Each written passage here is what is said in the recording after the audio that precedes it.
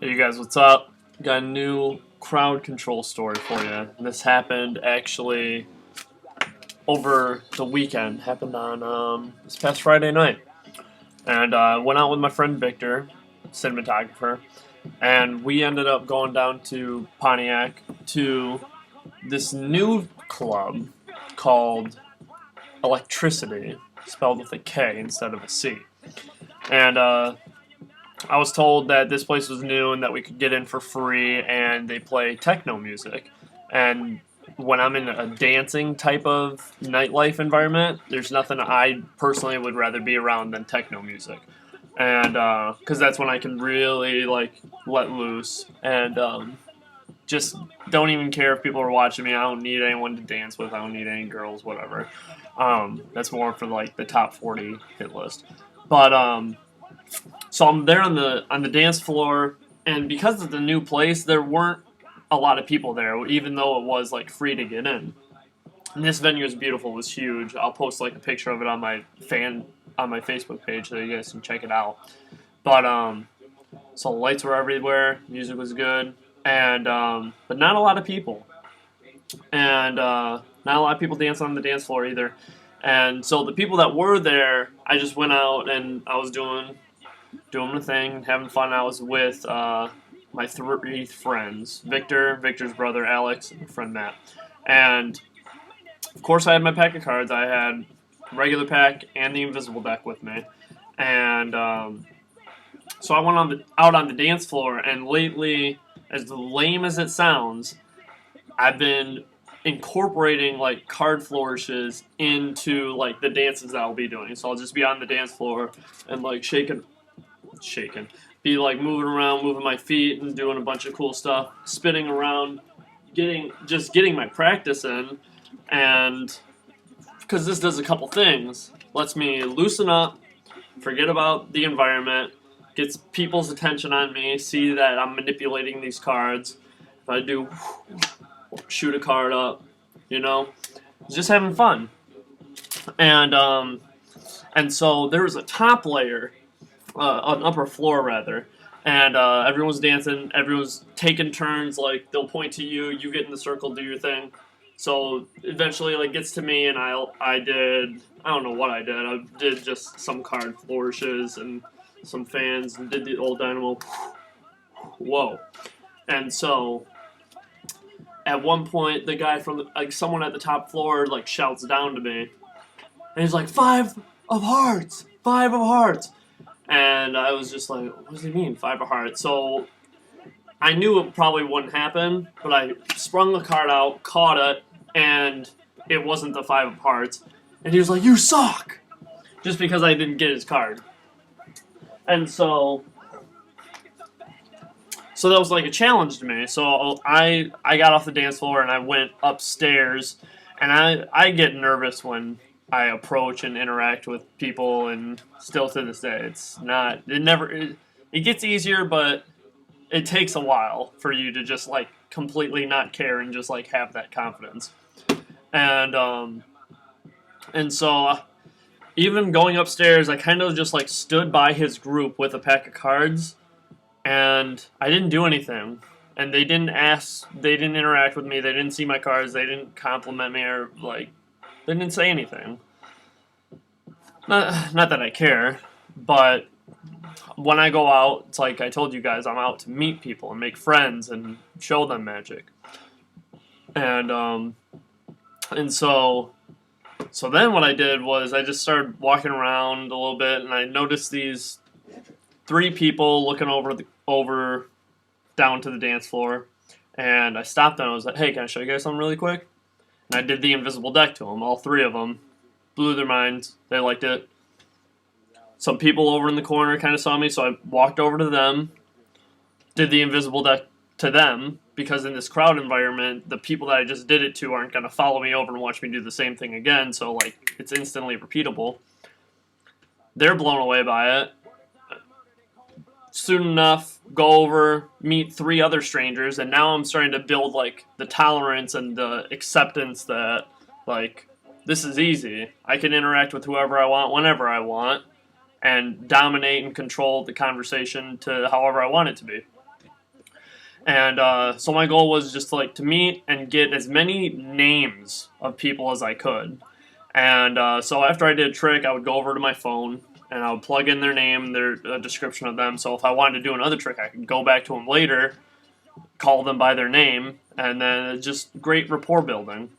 And my two friends, Alex and Matt, were talking to these two girls, and and they were just like, "Oh, you should show them. You should show them a magic trick," because they were kind of giving my friends the cold shoulder, not very open to talking. And so I was like, "Can I show you guys something? And can I borrow your phone?" So I took her phone, and I did pressure right on the spot, blew them away. One of the waitresses came by, blew her away, did a few more tricks to them, and then it just all came full circle and made a snowball effect to where it's just like, "Okay, nice meeting you. Go hit someone else. Go hit someone else." And so the lesson is, it's like I said in a previous crowd control story when I was talking with Brandon, is you need to get in a talkative mood. Just like how I was in the beginning. I didn't want to do anything. I was just silent, just to myself, waiting for someone else to like say, "Hey, you got cards, let me see something." Like, that's not gonna, it's very rare that happens. So you need to get in the talkative mood, and once you start showing someone these tricks, you'll start to feel more confident, especially if the trick is instantly repeatable and quick and can involve several people in it, then you'll really, you have something strong in your hands and in your arsenal. And so just get used to that, and what ended up happening was the two girls that my friends were talking to originally, they were just fascinated by me, and then this is when like the chemistry can start to come in. You can start like having fun with it, and you can do 2 steps forward, 1 step back, and like let your friends come back in and try to like garner their attention by like buying them drinks or whatever, which I don't drink, so I don't need to do that. And I don't need to do that regardless, just because don't buy girls drinks. You're basically saying, "Here, I'll trade you this drink, and I'll give up all my power just so you pay attention to me." So don't do that. And I know a lot of my viewers are younger demographic, but when you guys start to get to like the age when you can go out to the bars and clubs and or wherever, and so just keep that in mind.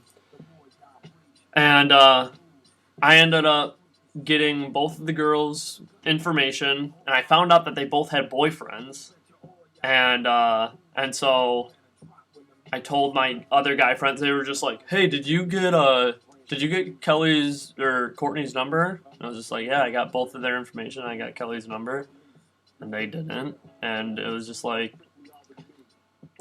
and all I did to get Kelly's number was I just took her phone and I just plugged my number in and called my number. And I just, like, handed it to her. And as, like, sneaky or sly that it, whatever, you got... And then I texted her afterwards, and so... Not that I want to, like, date them or, like, take anything much farther. It's like I said, I would just want to be friends with people, and especially because they have boyfriends. But it's all about leaving an impression with people that, like, could stick the rest of their lives. I did Sealed with a Kiss to one of them, and the next day I saw that they just took a picture of it at their house and posted it on Facebook and said that they got mind freaked last night by the magician. And so that was pretty cool.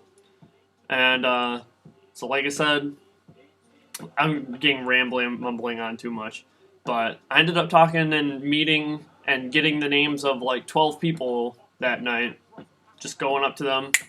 "Hey, here's the trick. Hey, what's your name? How do you guys know each other? Cool. I'll talk to you soon. Have a great night." And that's it. And that way, you become more mysterious too. It's just like, whoa, who's this guy to come here and just put my phone in a balloon and then just walk away? You can't just do that. You need to know more about this person, and it's going to build confidence. And for those of you who don't follow my Facebook page, I've read interesting and fascinating quote today. I was on Wikipedia under magic, and I posted the quote on my Facebook page. And it says, "Dedication to magic can teach confidence and creativity, as well as the work ethic associated with regular practice and responsibility that comes with devotion to an art." That's it. Keep practicing your magic. You will get this natural creativity and this natural confidence that's going to naturally attract other people. And like I said, your life will be very fulfilling and you'll be very happy. So, as cheesy as the end of this little episode got or whatever. But got a new tutorial coming out. It's actually someone posted it asking me how to do it. I didn't know how. Another fan knew how to do it. Let me know. So I'm going to let you guys in on the secret. It's a trick that David Blaine did on one of his television specials. And we'll learn that on Wednesday. Take care. Also, remember, next Wednesday is the cutoff date for this contest, you guys. So keep sending them in. And if you haven't made it yet, get on it.